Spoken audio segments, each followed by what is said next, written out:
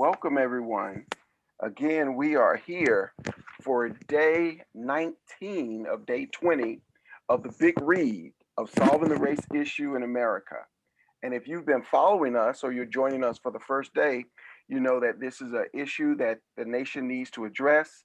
Our author, Dr. Herbert Harris, has taken the time and the courage to write things that have been in the public domain. He's placed them in one space at one time, and we're tackling this challenging issue. And today, my goodness, we're joined by a legend, a living legend, quite sincerely, and that is we're joined by both Dr. Herbert Harris and we're joined by Success Runs in Our Race, George Frazier, Dr. George Frazier, the networkers, the entrepreneur, and he's reading with us today out of Cleveland, Ohio, and the Power Networking Conference. And you've seen him on YouTube, or you've seen him on the internet, or you've had the pleasure of seeing him live. He's here with us as a reader today. Welcome to you, Dr. Herbert Harris, as well as I'm just so nervous. Quite frank, you all have been with me. You know I do not get tongue-tied, but we're sitting here with Dr. George Frazier, and you hear me getting tongue-tied. Welcome, Dr. Frazier. No, it's an honor to be here. It's an honor to be any place that Dr. Herb Harris is, and you, Dr. Rogers. You got a triple threat here today, and this is the first time I've been asked in the many Zoom calls and public forums that I've been a part of in my 75 years of living to do an out loud read, and I just think it's a very creative, a very innovative idea. Dr. Harris, I am going to steal this idea for myself. The Success Runs in Our Race, as you know, a book I wrote 30 years ago, right? 30 years ago, still sells 10,000 copies on Amazon every year. And it is a modern day classic and required reading in 57 historically Black colleges. And so, but I've never had a public out loud read on it. And so that is a profoundly good idea. It is not for everybody, but it is for many. And a very unique way of teaching and training and getting our brothers and sisters back into the habit of reading. It's a wonderful thing. Well, thank you so much. I tell you something, Dr. Frazier, George, my good friend. You know, many times you get an idea and it sounds like a good idea, and you speak of this many times. People will have a good idea and they don't act on it. And one of the joys of working with Dr. Rogers is we had the idea, we talked about it. And, you know, I'm always a let's do it person. And we started it. And over these this is the 19th day, over these 19 sessions, we've learned a lot. You know, we started out, as a cook in the kitchen without a recipe book. All we have is a stove and a bunch of pots. but we're going to make something today. But that's how we roll. That's how we roll. That's how we roll. That's how we roll. That's exactly right. We're going to cook up something, right? That's it. And it might taste good. Yeah. It will taste good. We're going to make it taste good, right? I love that. And I love that spirit, Dr. Harris. I love that spirit because our people want progress without execution. What you're doing is executing, and you are bringing up to the top of the pile of things that we must do as Black people, and that is to read. And how do we do that is exactly what you're doing. I mean, you're the first person, you know how many powerful people I know and much of this stuff. I mean, you're the first person I know of in my 75 years that have ever done this. Right? That's insane. You think about it, right? It's insane. Yes. A master like you, a master like Dr. Rogers, right? And elders. Are you kidding me? Right? And well written and well spoken. And this should be going on every day in every corner of urban America. Well, we can see it growing. Wonderful idea. Thank you, Doc. And you know what's been so beautiful? We've gotten a lot of the students, because the original idea was to have all students. And then we sort of morphed into getting students and veterans from the community, different adults, senior citizens, people who've been in the marketplace. You know, we'll pull in a Lou Fields out of Baltimore. Baltimore. You know, he's been in the fields tending so long, they're probably naming plants after him, you know. But then we'll bring in a lovely young lady, Ariel, one of our real staples from Florida Family. University. And she just rolled in, man. And what we found was that the young people they gravitated towards it. And then we brought in students from Tuskegee. The young lady from Tuskegee was just amazed. And then we would pair them up with older folks. And so you had this dialogue back and forth, and Dr. Rogers would move and lead the discussion in such a way that everybody got a chance to share their perspective on it. And man, the young people, I mean, they were like, let me do it again. Ariel said, look, I want to be a standard feeder. Every Wednesday, I don't have a class, I'll be there. Young man from Howard just plugged in. We even had the dean of the Shaw University School of Divinity. And when he read, it was almost like listening to Moses. You know, I kept looking up to see which mountain he had come down from. So I thank you so much, Georgia. And just your words have been such a blessing and really a validation. Many times when somebody who's been out there, and believe me, George and I go back a long ways, but somebody long way. A quarter of a century at least. A quarter of a century at least. Yes. Wow. Wow. And I'll say George came to my attention first. George published a book called The Success Guide. I remember that book. It was a true directory. Networking Guide to Black Resources. That's exactly Networking right. Guide to Black Resources Worldwide. That's right. Great book. That's it.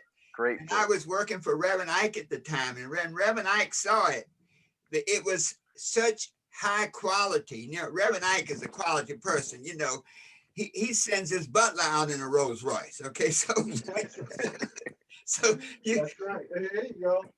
So you can't be half stepping. But George, when he saw the quality, caliber of your book, the slick pages, that's right, finding, he said, got to meet this person. This man is doing incredible stuff. And so that was my first inkling. I said, I got to meet this guy. Anybody that could produce a document of that quality. Wow, there it is. Now this was yes, new one. Herb, this was the this was the 20th anniversary. This was 2010. Wow. Success Guide Worldwide. So this is 2010, but it's very, you see how we present our people in beautiful pages, beautiful color, beautiful profiles. This is what we wanted our people to look like. Wow. This idea came up because of Black pages, and you know, there were Black pages all over the place. It was sort of a Black version of the Yellow Pages, but I just didn't think it presented us in the proper light. Yes. Right. Yes. And that we were better looking than that. We were better. We had more pizzazz than that. More creativity than that. Yes. And that really is what seeded Success Guide, where it was really to compete with Black pages. It was a coffee table quality presentation of Black professionals, business owners, and community leaders. That's what it was from around the globe. Yeah. So thank you for bringing that up. And if I may, doctors, Herbert Harris and I met Dr. Frazier at your Power Networking Conference up in Prince George's County, Maryland. And when I met Dr. Harris, we sat there in that lobby. How long did we talk, Dr. Harris? You're on mute. You're on mute, Dr. Harris. We talked long enough for the old lady to come down and say, what are you doing down here? Right. My wife said, you got to be, what is going on here? But it was stimulating. Yes, very much so. And I was just saying that your Power Networking Conference and your mantra of your network is your net worth is a fact. And you bringing people together, there's stories like this out of us meeting at your networking conference has come our collective work together. That's right. That's right. That's You know, powerful. Powerful. Thank you for yes. that. Yes. And so, Doc, if George, if I had not come to that conference, and you came down, you were really on the road promoting it, and we came up that day. And if I had not come to that conference, I would probably have never met Dr. Rogers, and this moment in time and space may not have happened. That's right. That's how it works. That's why networking and building relationships and connecting the dots, as I like to say, is so critically important, especially for us. And it's congruent and synergistic with who we are. We are a communal people. That's what we are. And there is a difference in how we think, and African-centered thinking and Eurocentric thinking. They're fundamental Yes. differences. And I wrote about that in Success Runs in Our Race, comparing a Eurocentric worldview to an African-centered worldview, an African-centered ethos, an African-centered cosmology. It's and Du Bois wrote about this duality that we have to live, right, in a world that is incongruent with who we are and our culture and how we comport ourselves. So it's so networking works. That's the bottom line. Exactly. Right. Okay.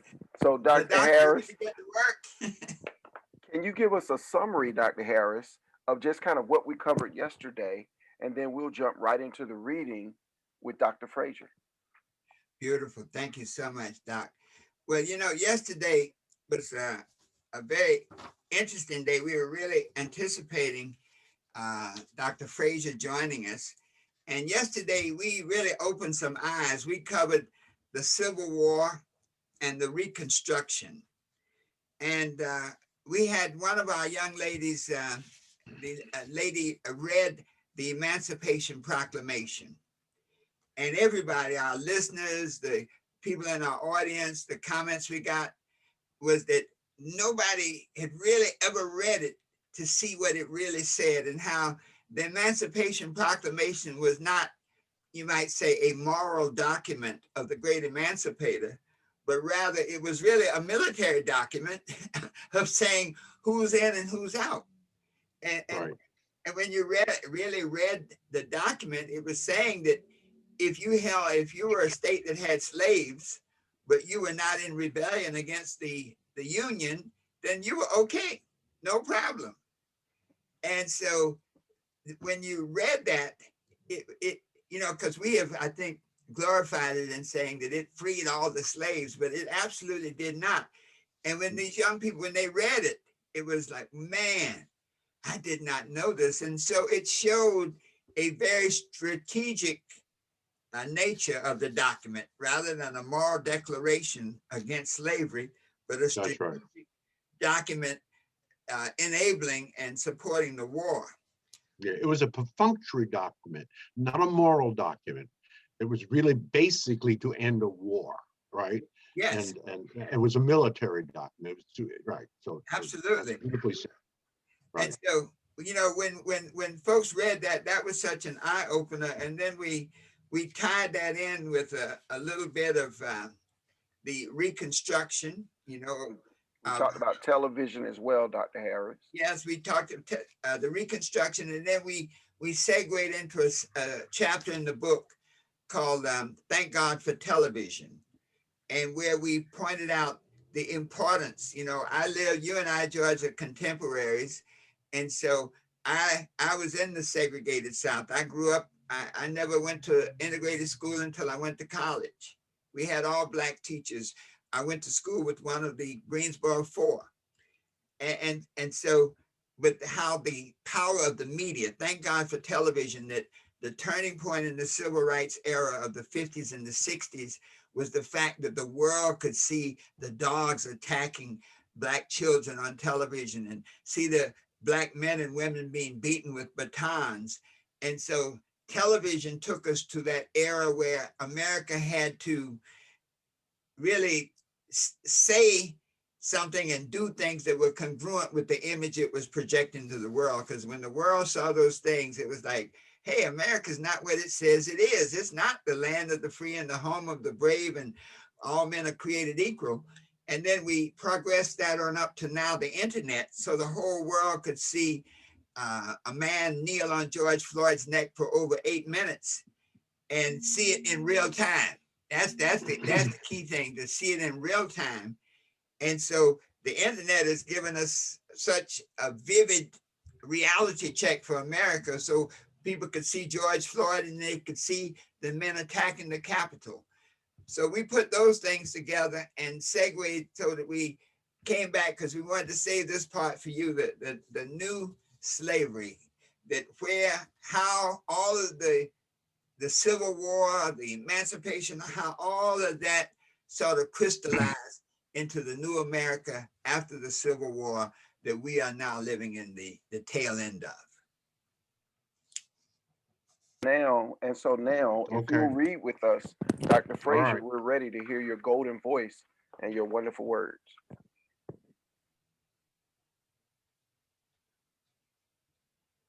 Okay. You ready? Yes, sir. Okay. The new slavery. With President Johnson in office, the Southern states were slow to ratify the 13th Amendment prohibiting slavery. These states used the Black Codes to reestablish white supremacy. Black Codes were basically attempts to control Black labor. Freed former slaves were prohibited from working except as field hands. Black Americans who refused to sign labor contracts could be punished. Unemployed Black men could be seized and auctioned to planters as laborers. Black children could be taken from their families and made to work. The new Black Codes were essentially slavery without the chains. Typical Black codes, like in South Carolina and Mississippi, provided, and I quote, Negroes must make annual contracts for their labor in writing. If they should run away from their task, they should forfeit their wages for the year. Whenever it was required of them, they must present licenses in a town for the mayor, elsewhere from a member of the board of police of the beat, citing their places of residence and authorizing them to work. Fugitives from labor were to be arrested and carried back to their employers. $5 a head and mileage would be allowed such Negro catchers. It was made a misdemeanor, punishable with a fine or imprisonment to persuade a freed man to leave his employer or to feed the runaway. Minors were to be apprenticed, if males until they were 21, if females until 18 years of age. Such corporal punishment as a father would administer to a child might be inflicted upon apprentices by their masters. Vagrants were to be fined heavily, and if they could not pay the sum, they were to be hired out to service until the claim was satisfied. Negroes might not carry knives or firearms unless they were licensed to do so. If it was an offense to be punished by a fine, if it was an offense to be punished by a fine of $50 and imprisonment for 30 days, or to give or to sell intoxicating liquors to Negroes. When Negroes could not pay the fines and costs after legal proceedings, they were to be hired at public outcry by the sheriff to the lowest bidder. In South Carolina, persons of color contracting for service were to be known as servants, and those with whom they contracted as masters. On farms, the hours of labor would be from sunrise to sunset daily, except Sunday. The Negroes were to get out of bed at dawn.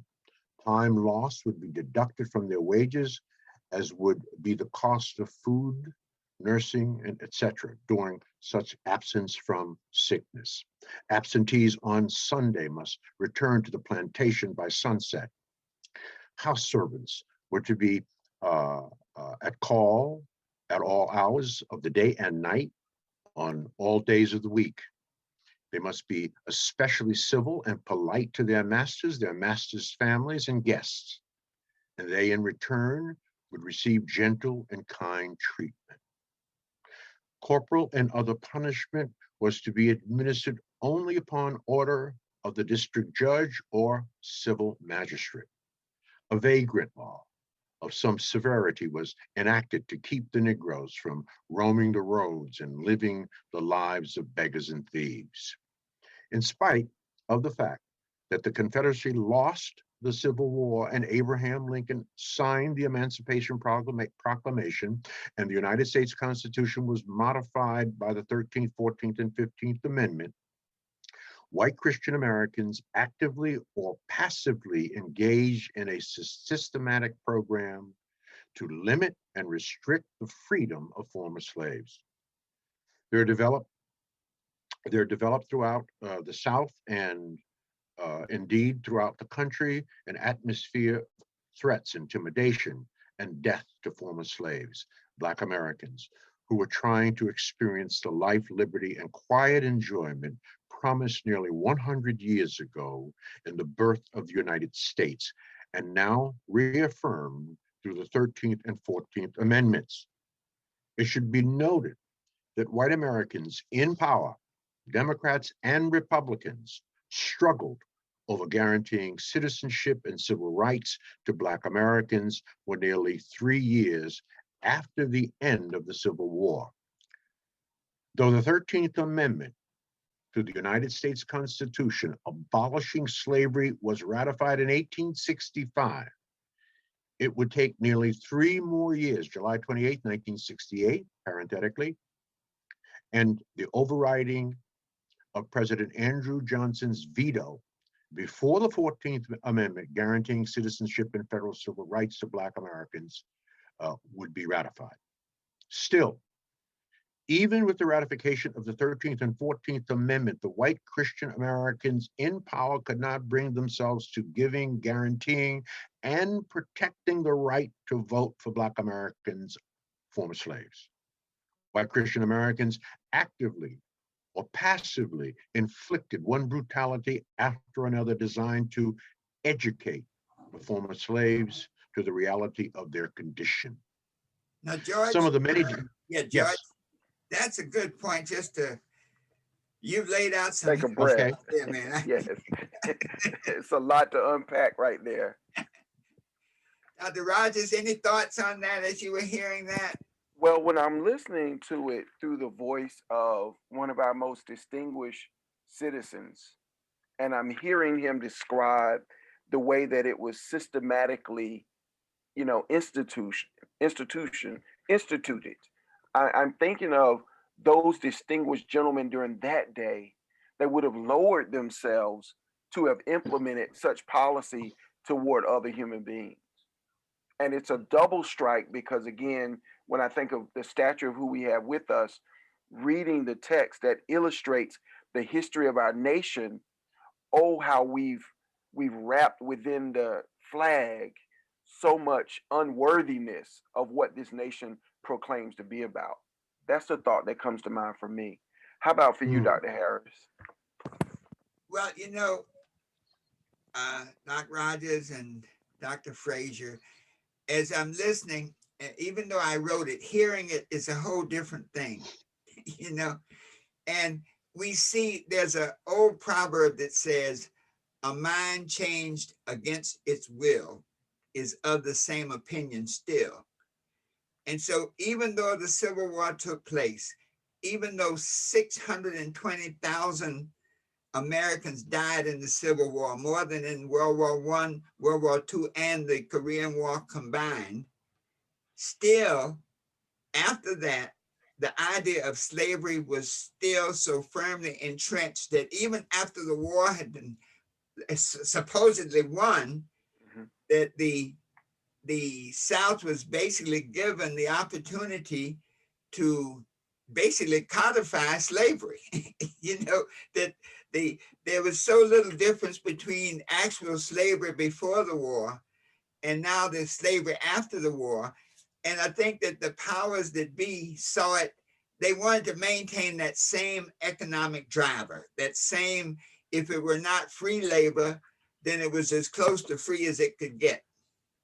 And the main thing was they were still in control of every aspect of it. And Dr. Frazier, when you read it, what are some of the things that really strike out to you? I'll keep this short and simple. It reminds me, and it feeds, and maybe this is wrong, correct me if I'm wrong, it feeds the notion that I've had for at least 40 years, the inherent evilness of white people and what it takes to bring them to Jesus, so to speak. And it is so deeply evil and wrong. Even to the blindest of us, it was wrong. But yet they still did it, made laws to support it, designed punishments to reinforce it. And they did this for generations. And how they will ultimately repent for that,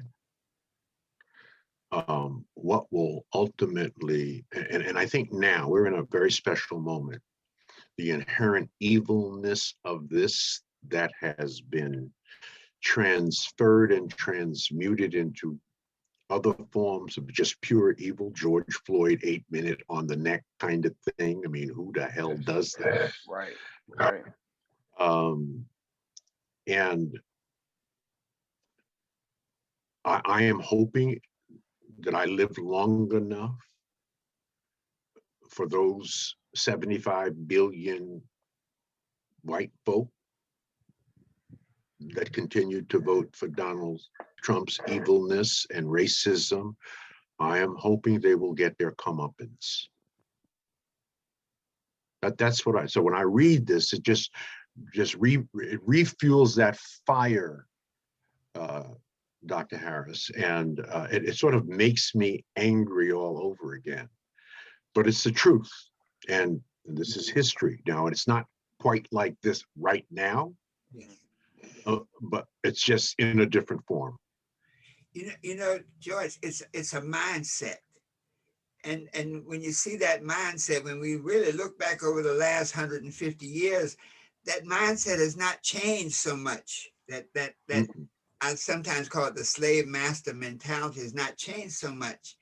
It's morphed into different ways. And I mean, I must admit that, today we are much, much, much, much, much better off than before, but that it's like a seed that is still there.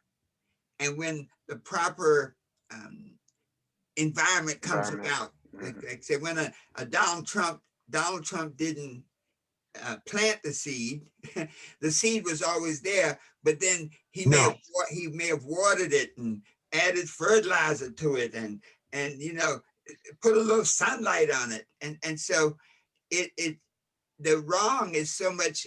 One of our premises in this whole book is that it is a moral issue, and that these wrongs. One of the reasons we wrote the book was that the spiritual concept of forgiveness, that the first you have to acknowledge the wrong that you have perpetrated.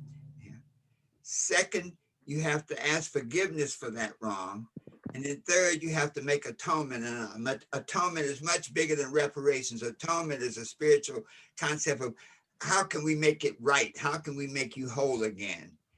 And so when we read what you were sharing there, it just goes back to say how necessary and how deep this spiritual transformation must be to change a mindset that did those things to other human beings. Wow. Right. You want to? That's good. That's good. That's good. Can I ask Dr. Frazier one more question? All right. So Dr. Frazier, when you read it and it talks about the role of corporate or business and government working together, what does that say about the necessity of these entities to work together to undo this madness, to court Pandora's box, to get the genie back inside to fix this thing called racism in America. Yeah, yeah. And until that happens, Dr. Rogers, we're not going to resolve this problem. It's got to be synergistic. They have to work together. Reparations is a part of it. I love what you said, Dr. Harris. Atonement is another part of it. My gut says that we will probably get reparations, as far away as that may be, before we get atonement. I have not seen much atonement. Now, there is a slight move in that direction. I've never seen so many Black people on television, in magazine ads, in my life, right? Yes, yes. So in terms of mass communication, they are moving in the right direction. In terms of telling our stories, they're moving in the right direction. They're not there yet, but as the old saying goes, inch by inch, it's a cinch by the yard. It's hard, right? First things first, second things never. Do the first thing, do it with excellence. And then the second thing becomes the first thing. So it's incremental. Yes. And to resolve this under atonement and reparations, 100 years. Wow. I think it's going to take 100 years. I think it's going to take 3 to 5 more generations. Wow. That's amazing. That's amazing. And if we can, just going back to the text, Dr. Frazier, if you'll pick up from where you concluded, that would be wonderful. I will do that. Thank you.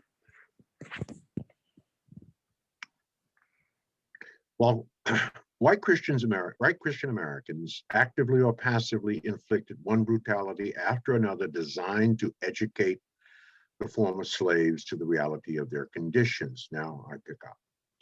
Some of the many injustices and brutalities perpetrated by white Christians include May 1st, 1866. Racial violence rages in Memphis, Tennessee for 3 days as white Americans attack and assault Black Americans throughout the city. 48 people, nearly all Black Americans, were killed. Hundreds of Black American homes, churches, and schools were destroyed and burned. July 30th, 1866. Riots break out in New Orleans, Louisiana. A mob of white Americans attacked Black Americans and radical Republicans attending the Black Suffrage Voting Rights Convention, killing 40 people. September 1868, Black American elected officials are ousted from the Georgia State Legislature. The leading newspaper at the time, the Atlanta Constitution, justifying this ouster, declaring, and I quote, "The Negro is unfit to rule the state," end of quote. President Grant, after appeal by the ousted Black American legislators, took a year to get them readmitted.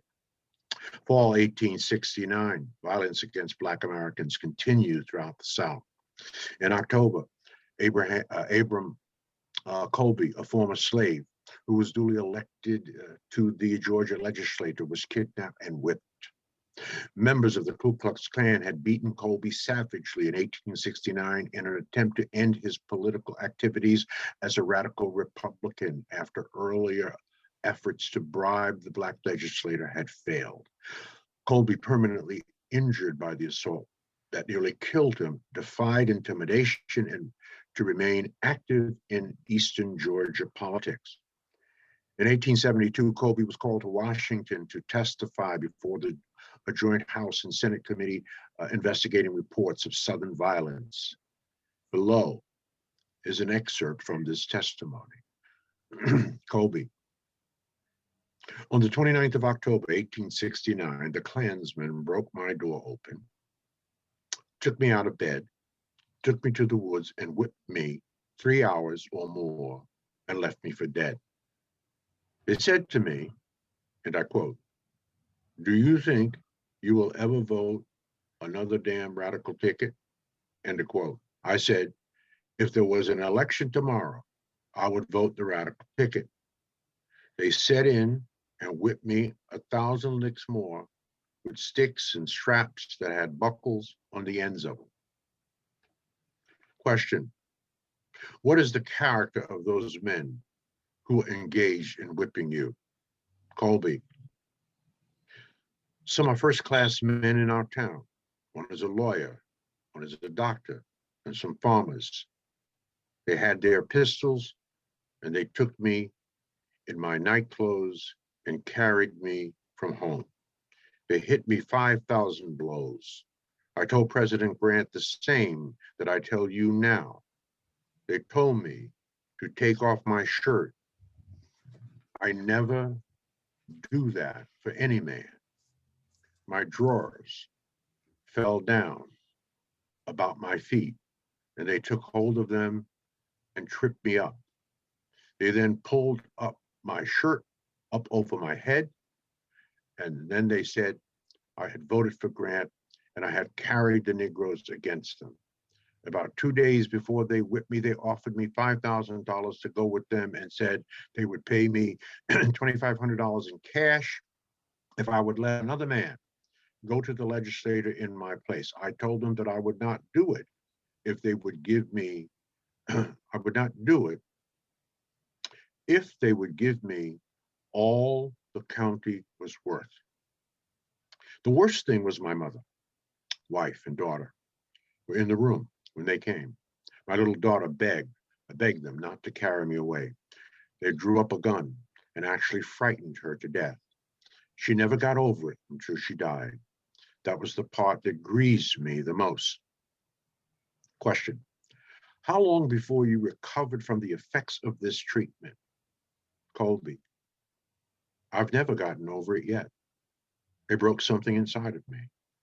I cannot do any work now, though I always made my living before in a barber shop, hauling wood, etc. Question: you spoke about being elected to the next legislature. Colby: yes, sir. But they run me off during the election. They swore they would kill me if I stayed. The Saturday night before the election, I went to church. And when I got home, they just peppered the house with shots and bullets. Question: did you make a general canvass there last fall? Colby: no, sir. I was not allowed to. No man can make a free speech in my county.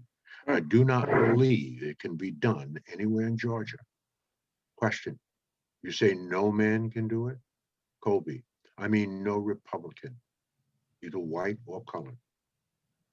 As you read Colby's testimony, the question arises: if white Americans would do this to a duly elected public official, what would white Americans, these first-class men, a lawyer, a doctor, and a farmer, do to ordinary former slaves, Black Americans freed by the Emancipation Proclamation and the 13th Amendment?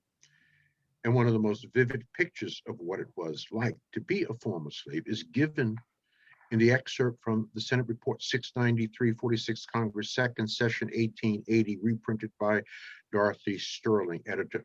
The trouble they seen, the story of the Reconstruction in the words of African Americans. Da Capo Press, 1994. Let's take a break there. Let's take Okay. a break there. As you're reading this, I'm specifically thinking about Georgia now. In fact, the state legislature is attempting to put in policies that would make it necessary for voters' IDs for them to have 2 or more IDs in the state of Georgia. And Dr. Harris, I mean, you wrote this documenting this history that took place 100 years plus ago, because I thought of the civil rights movement of 1966 when Dr. Frazier mentioned the date, and yet it's still relevant today based on the behavior of, again, our most celebrated elected professionals that are behaving like brutes to other elected professionals. I mean, my mind is boggled here, Dr. Harris. Well, you know, it's interesting. This period, these hearings in the House and the Senate, the bill that the United States, I think the NAACP just launched a legal action, that act against insurrection. And I think it's the out of Ku the Klux Klan Act, I think is the name of it. yes. And I think that act was enacted around the same time of Colby's testimony. And it was in respect to the fact that what Colby was talking about was happening throughout the South. And that was the reason that that that act was enacted, because it was clear that once the Southern whites had regained power, and Andrew Johnson is a president who really had Southern sympathizings, once they had regained that power, that it really that they were now proceeding to do everything they could to undermine the essence of what the Civil War was all about from every level of government. And when we look back, one of the interesting things, George, you know, we're in Wilmington, North Carolina, and this process took place, and the analogy is so clear. The coup of 1898, where white citizens, the secret nine, once again, the same people that Colby is talking about, lawyers and doctors and engine chiefs, I mean, the leaders in the community, the secret nine, signed the White Declaration of Independence, basically declaring that they would never be ruled by Black people. And this became the foundation for the enactment throughout the South and even in areas of the North for the Jim Crow laws, for disenfranchisement. And so in 1898 in Wilmington, the same people that perpetrated that, the Josephus Daniels, who was the publisher of the Raleigh News and Observer, they actually printed the document in the Raleigh News and Observer and in all the newspapers in the South. They understood the power of the press. They understood the power of media.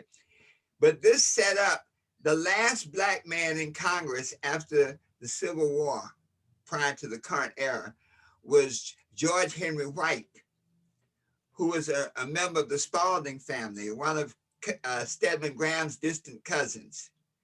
George Henry White was reelected to the state legislature, and then he went to Congress, and he was the last Black congressman leaving Congress, I think in 1901. And what had happened in the redistricting, et cetera, the legislature had literally made his district, made it impossible for him to run. So where Colby, they stood outside with guns so he couldn't vote and canvass. In North Carolina in 1900, they redistricted so that George Henry White could not even get reelected. And with that simple act, there was never, I think it was about 27 years before another Black man came to Congress. When we project this to the present, as in the Georgia legislature, the North Carolina legislature, they're doing the same thing again by creating different barriers to voting. By creating North Carolina, the redistricts were deemed by the Supreme Court to be unconstitutional. The voting ID laws were deemed unconstitutional, were set aside. But now, think about this systemic nature. Now, one of the essence of the last administration was to pack the Supreme Court with so-called conservatives. So now when these same laws come back up the line from the state of North Carolina, from the state of Georgia, from the other southern states, now they come to the Supreme Court. It can be another version of Plessy versus Ferguson, where the court rules against the Black people who are saying we are being disenfranchised, and creating another cycle of the new Jim Crow, the new Black codes, Yes. the new slavery. Mm-hmm. George, any Steve, thoughts on that? Now I have until about 2:15. Okay, Yeah. so I'm going to read Perfect. as much of this as I can. I have till about 2:15 because I got a Zoom call I got to prepare for at around 2:30. Well, So, what we do, but I'm George, enjoying it. I'm enjoying this. beautiful. Well, we're going to probably cut off a little early because we've been honoring an hour. So, you know, when I was practicing law, the judge said to a guy who had been sentenced to 25 years, he said to the judge, he said, Judge, that's too much time. I can't do all that time. And the judge said, well, do as much as you can. Okay, so so, So so we're still I like 15 that. I minutes. like that. We're still 15 minutes till 2, and we okay. can Right. So we continue good. with the read. Yeah, Yeah. would you care to respond to any of the statements made, or would No, you like to just continue to read? I love it, and I want to continue to read, but I just want to say, all of this just reminds me of the miracle that is going on in Georgia, and the miracle of Stacey Abrams and Yes. what she has been able to do. I mean, it's just mind-boggling when you when you have this kind of backdrop and this kind of history, and from there we are here, but still, still in the fight. It ain't over yet, but Right. it's been a good fight, right? It's been, as John Lewis said, it's good trouble, Yes. and she has caused some great trouble. And Georgia's a bellwether for what needs to happen, and what brothers and sisters need to connect the dots and be proactive on and activate. And so all of this is, I'm reading this is reminding me how magnificent and the progress that we have made, but there's a lot further to go. Yes. Absolutely. Okay, And I, Go right ahead, George. please. all right. The subtitle here is Not Free Yet. Freed by the Emancipation Proclamation in 1865, former slave Henry Adams testified before the U.S. Senate 15 years later about the early days of his freedom, describing white planters' unfair labor practices and the violent, intimidating atmosphere in which ex-slaves felt compelled to work for their former masters. The white men read a paper to all of us colored people, telling us that we were free and we could go where we pleased and work for who we please. The man I belonged to told me it was best to stay with him. He said the bad white men was mad with the Negroes because they were free and they would kill you all for fun, he said. He said, stay where we are living and we will get protection from our old masters. I told him I thought that every man, when he was free, could have his rights and protect themselves. He said, and I quote, the colored people could never protect themselves among the white people. So you had all better stay with the white people who raised you and make contracts with them to work by the year for 1/5 of all you make. And the next year, you can get 1/3. And the next year, maybe you can work for 1/2 of what you make. We have contracts for you to all sign to work for 1/20th you make from now until the crop is ended. And then next year, you can all make another crop and get more of it. I told them I would not sign anything. I said, I might sign to be killed.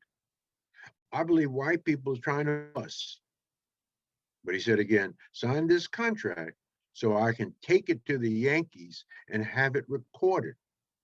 All, all our colored people signed it, but myself and a boy named Samuel Jefferson, all who lived on the place, about 60, young and old. On the day after all had signed the contracts, we went to cutting oats. I asked the boss, could we get any of the oats? He said, no, the oats were made before you were free. After that, he told us to get timber to build the sugar mill to make molasses. So we did. On the 13th day of July, 1865, we started to pull fodder. I asked the boss, would he make a bargain to give us half of all the fodder we would pull? He said we may pull 2 or 3 stacks, and then we could have all the others. I told him we wanted half. So if we only pulled 2 or 3 stacks, we would get half of that. He said, all right. We got that and part of the corn we made. We made 5 bales of cotton, but we did not get a pound of that. We made 200 or 300 gallons of molasses and only got what we could eat. We made about 800 bushels of potatoes. We got a few to eat. We split rails 3 or 4 weeks and got not a cent for that. In September, I asked the boss to let me go to Shreveport. He said, all right, when will you come back? I told him next week. He said, you had better carry a pass. I said, I will see whether I am free by going without a pass. Excuse me. I met 4 Excuse white me, men. Dr. Mhm. Frazier. Excuse me. I'm just gonna Yes. forewarn you. Further into this particular paragraph, the N word comes up, and we have you exercise the option to say Negro instead of the N word. Okay. So you have Okay. the option. Okay. Okay. We met 4 white men about 6 miles south of Kishi, DeSoto Parish. One of them asked me who I belonged to. I told him no one. So him and 2 others struck me with a stick and told me they were going to kill me and every other Negro who told them that they did not belong to anyone. One of them who knew me told the others, and I quote, let Henry alone, for he is a hard-working Negro and a good Negro. They left me, and then they left me, and I then went to Shreveport. I seen over 12 colored men and women beat, shot, and hung between there and Shreveport. Sunday, I went back home. The boss was not at home. I asked the madam, where was the boss? She says, now, the boss, you should say master and mistress, and shall or leave. We will not have no Negro, but the N word is used, here in our place who cannot say mistress and master. You are all not free yet and will not be until Congress sits, and you shall call every white lady Mrs. and every white man master. During the same week, the madam taken a stick and beat one of the young colored girls who was about 15 years of age and who was my sister and split her back. The boss came the next day and take the same girl, my sister, and whipped her nearly to death. But in the contract, he was to hit no one anymore. After the whipping, a large number of young colored people taken a notion to leave. And on the 18th of September, I and 11 men and boys left that place and started for Shreveport. I had my horse along. My brother was riding him, and all of our things was packed on him. And out come about 40 armed men, white, and shot at us and taken my horse. They said they were going to kill every Negro and word used. They found leaving their masters and taking all of their clothes and bed clothing and money. And I had to work a way to get a white man to get my horse. When I got a wagon and went to peddling, I had a great pass, according to the laws of the parishes, to do so. In October, I searched for pistols and robbed. I was searched for pistols and robbed of $250 by a large crowd of white men, and the law would do nothing about it. The same crowd of white men broke up 5 churches, colored churches. When any of us would leave the white people, they would take everything we had, all the money that we made on their places. They killed many hundreds of my race when we were running away to get freedom. After they told us we were free, even when they would not let us live uh, as men and wife together, this is what they did. And when we would run away to be free, the white people would not let us come onto their places to see our mothers and wives and sisters or fathers. We were made to leave or go back and live as slaves. To my own knowledge, there was over 2,000 colored people killed trying to get away from the white people, and trying to get away after the white people had told us that we were free in 1865. This was between Shreveport and Logansport. It was blatantly clear America faced a true dilemma in determining how to deal with or to relate to Black Americans. In 1870, President Grant proposed a treaty of annexation with Santo Domingo in an attempt to find land for freed slaves to settle. Grant proposed to relocate freed slaves to an island in the Caribbean, now the Dominican Republic. The proposal never got off the ground. The violence against Black Americans continued. April 13th, 1873, the Colfax Massacre. The Knights of the White Camellia, the White League, a paramilitary group intent on securing white rule in Louisiana, engaged in a battle with Louisiana's almost all Black state militia. The result death toll was staggering. 2 or 3 members of the White League were killed, and estimates from 70 to 280 Black Americans were killed. Many of the Black Americans were killed in cold blood after they had surrendered. The end of the Reconstruction.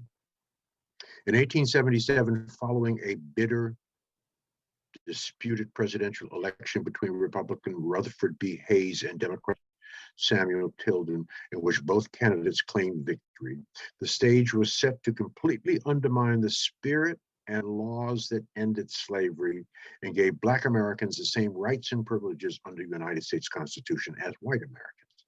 The Republicans, the party of Abraham Lincoln, the party that had championed the Reconstruction and the fair and just task of educating free slaves and integrating them into the American way of life, betrayed by all Black Americans. In behind the scenes backroom deals, the Republicans agreed to remove troops from the South and effectively end Reconstruction. This act by the Republican Party returned the fate of Black Americans in the South to the same white Americans who had enslaved them prior to the Civil War. The euphemistic term for this new arrangement was states' rights. And then the final blow. The final blow to the aspirations of freedom, justice, and equality for Black Americans came in the form of the United States Supreme Court decision, Plessy versus Ferguson, 163 U.S. 356, 1896. In this case, the United States Supreme Court ruled that segregation in public facilities was legal and that states could prohibit the use of public facilities by Black Americans. Plessy versus Ferguson and its application in a states' rights context was used as the legal foundation for the next 60 years of discrimination, abuse, intimidation, and denial of basic human rights of life, liberty, and the pursuit of happiness promised in the United States Constitution. The Reconstruction under Plessy versus Ferguson morphed into the new American slavery that continues in new and different forms until this very day. What a magnificent reading. Woo! Man. There was a lot in there, Dr. Frazier, and you really covered it the way it was written by Dr. Harris. Mm. We're at 2 o'clock. I must say, as I read it, I was reading Dr. Harris's words, and his words are so beautiful and so accurate and so poignant. As a reader of his words, I felt what he was communicating. And that feeling came out in my reading of it. Yes. Right?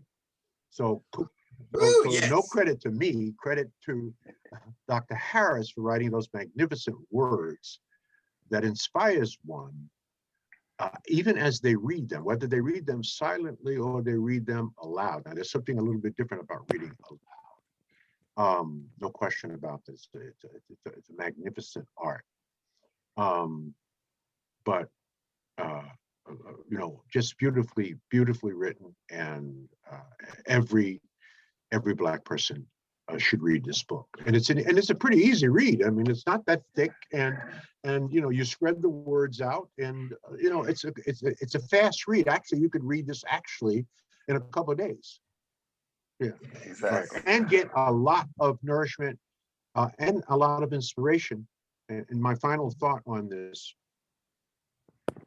is why it pains me so much to see too many, not all, but too many Black people simply not doing the right thing and dishonoring the trials and tribulations, the abuse and death that what our ancestors have died for. Right? I mean, just think how they did this. I gave a speech, and I'm going to close with this. I gave a speech the other day, and I said this, and this book verifies it. I said, we are all drinking from wells that we did not dig, that we are standing on the shoulders of giants. We must never forget this. And if we are drinking from wells that we did not dig, and we are standing on the shoulders of giants who fought and died for our freedom, the question that we must ask ourselves in the quiet of our own mind is, are we worthy of that legacy? A 250-year fight from 1619 to 1864 for freedom. 12 and a half generations fought and died for our freedom. A 100-year fight from 1864 to 1964 for civil rights, voting rights, and public access. That's incredible. That's 350-year struggle. So if you feel that we are worthy of our legacy, the next question that we must ask ourselves is, what will be our legacy? I'm a baby boomer. I'm 75 years old. The youngest baby boomer is 55. We are the last generation that can take credit for civil rights and voting rights and fair housing. So you can't take credit for that. So the question is really posed to Generation X, Y, Z, and Generation Alpha. What will be your legacy? What will our children's children's children's children be saying 150 years from now? We cannot, and you cannot die with civil rights as our final legacy. So what will be your legacy? Ooh, George. Right? Right? Mic drop. You could hear rat piss. But George, you could hear rat piss on cotton in Georgia when I finished with that. yes, sir. Yeah, I can tell you.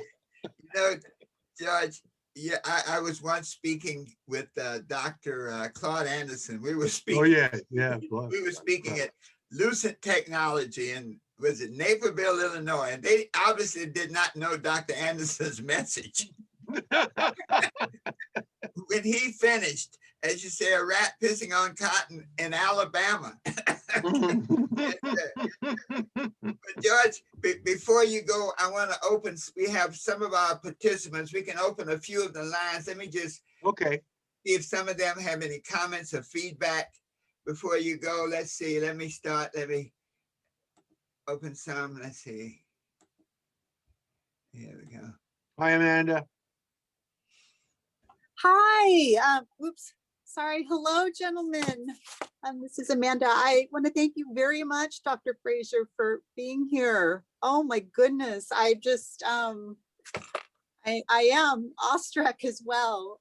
As I heard Dr. Rogers say earlier, just hearing you speak, sir, and all of your words. And was the last thing that you said, sir, about, was that you said that was a speech you gave? Was it your own quote, or was that from someone else?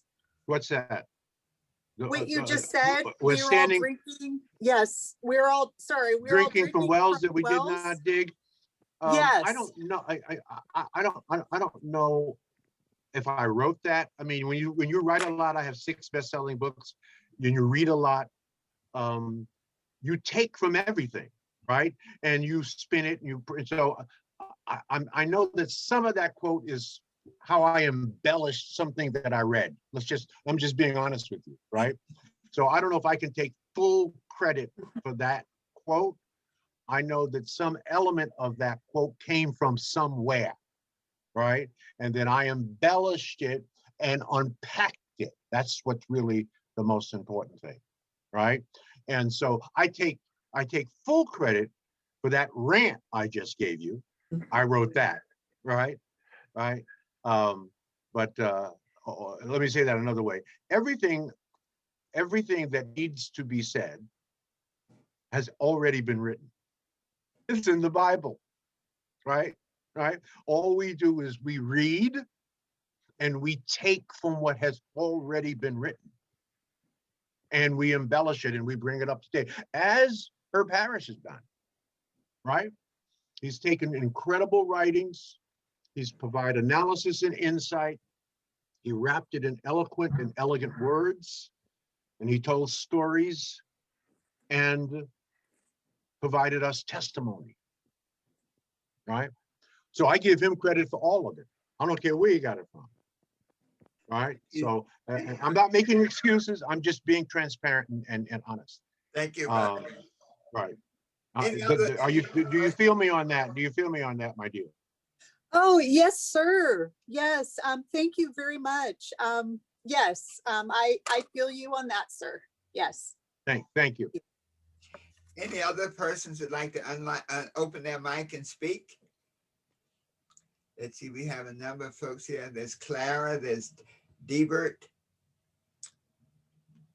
I'd just like to say before Dr. Frazier departs us, thank you so much, Dr. Frazier, for living the life that you've lived, having those 1,500 books behind you and the 15,000 in your library, and investing your time with us reading today. Generations will watch this in years to come, and they will celebrate you in your reading that takes place today. Thank you. Thank you, Dr. Rogers. I'm going to close.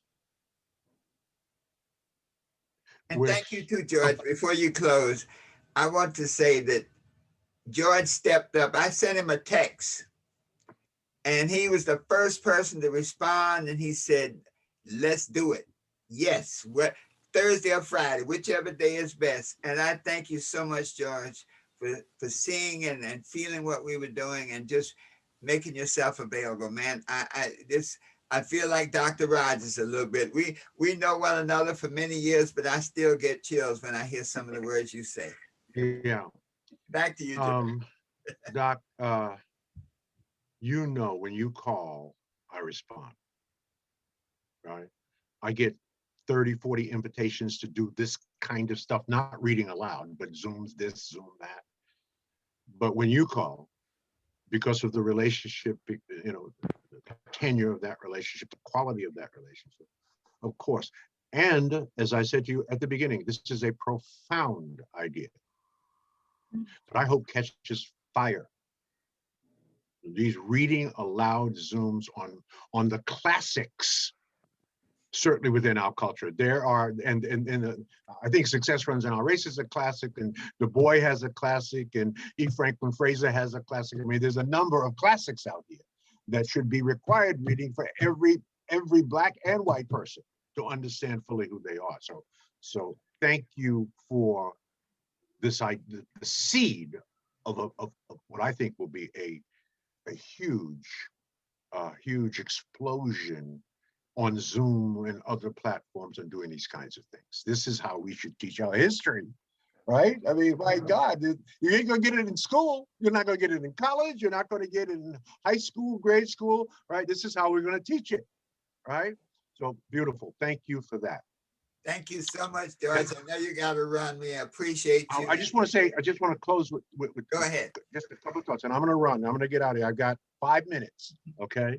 And I'm at 2:15, 4 minutes actually. Just some simple prescriptions to deal with the new slavery, because it does exist. To deal with white supremacy, which is a topic of conversation that is now fully being explored and unpacked. The answers are within, brothers and sisters. The only way to overcome racial hatred and prejudice, people say that education is the key to overcoming racial hatred and prejudice. It is not the key. You could read every damn book you want on overcoming racial hatred and prejudice, but if you do not have a close friend that does not look like you, you're part of the problem. You're not part of the solution. When I say a close friend, I mean someone that you break bread with, someone that you may occasionally go to synagogue or go to church with, maybe go to a family picnic with, have great important discussions as you sit down and break bread with each other. And then when each person splits and goes back to their respective community and somebody says something stupid, and somebody will say something stupid, you can say, no, that is not true based on my personal experience. All you know is what you read about them in the newspapers and see on television. You don't have a Black person in your life. How would you know? Close personal friendship is one of the keys to overcoming racial hatred and prejudice. That's one. Now for us, overcoming the new slavery will simply be self-determination. White people will not be saving Black people. I am sorry. White people are not even thinking about Black people. Who are white people thinking about? They're thinking about white people. They're thinking about their husbands, their wives, their communities, their schools, and their businesses first. Well, that's who we should be thinking about. Our husband, our families, our wives, our children, our schools, our community first. We will save us. Obama said it. We are the ones that we are looking for. That's number two, self-determination. There are 1.6 billion Africans in the world. We are the second largest race of people on the planet. We have a continent called Africa with 70% of the most important minerals on the planet. And we are still the poorest people 400 years later in the world. We will do it, and we can do it. Number three, now this is granular. For you, how will you fight the new slavery? Personal excellence. If you are Black in America, now this is what my mama taught me 50 years ago. You're going to have to be twice as good to get half as much, because if you're Black and mediocre in America, you better leave, because you're going to be marginalized and you're ultimately going to be destroyed. We cannot be mediocre as Black people. Only white people can be mediocre. We know that from Donald Trump. When you compare Donald Trump to Barack Hussein Obama, if he had done 1/1000th of what Donald Trump had said or done, he wouldn't have been elected dog catcher in America. We cannot be mediocre. We must be excellent. Excellence must be our base, with exceptionalism as our goal. And when we are excellent, you will never have to worry about competition. People will compete with you. You will never have to get in anybody's line. People will get in line for you. Personal excellence. Finally, the last two, I said it, I've been talking about it, written 6 books on it. We must connect the dots. We must leverage more effectively our collective resources and intellectual capital. We are an awesome and beautiful and powerful people, except we have just forgotten who we are. Not only have we forgotten who we have forgotten that we've forgotten. So reading and learning and enriching our minds has to be a top goal. And finally, I'm finished. I said this earlier, our people want progress without execution. There's a sign on my wall in my office. I look at it every day. And here's what the sign says: when all is said and done, more will be said than done. We want progress without execution. We have to execute. That's what Dr. Harris has done. That's what Dr. Rogers is doing. That's what I'm doing. We have We have a body of Ooh. work that That's a demonstrates mute button not down just there. pontificating ad nauseum about our issues, but executing. That's my truth, and I'm sticking with it. Thank you so much for sharing it with us. Thank you so much, Dr. George Frazier, legend in your own time. Thank you. I appreciate you, my brother. All right, my Keep friend. doing God's work, and thank everybody for being on this call. Thank you. All right, sir. Thank you. Take all care. right, all right now. Thank you. Wow, Dr. Harris, another great read and the discussion after the read, and to be joined by your peer, your fellow giant. You know, this was an amazing day and an amazing day 19 for the big read. Well, Doc, I think after the message that George laid on us today, I think all of you who've been with us today, I think that, as George said, there's always more said than done. Well, he has said it all. And I thank each and every one of you for being on this call today. I thank each and every one of you for following on this journey during Black History Month. We have one more day. Tomorrow is the final day. Yes, one more day. And all of you are going to get a certificate. That's a part of the project. So make sure, as a matter of fact, to make sure, because we got to go back and double check and triple check, but make sure that you all join us tomorrow. And send me an email. Just send an email to herbert@herbertharris.com. Just making sure to just say thank you. Any comments you feel about this endeavor that we've had. And we're going to do some more good stuff. I'm just full. I'm empty. I'm full. done. You're empty. I'm full. Everyone, have a great day. We have 2 great readers tomorrow. I'm telling you, it gets better and better and better. As Dr. Harris likes to say, the best is yet to come. So it is.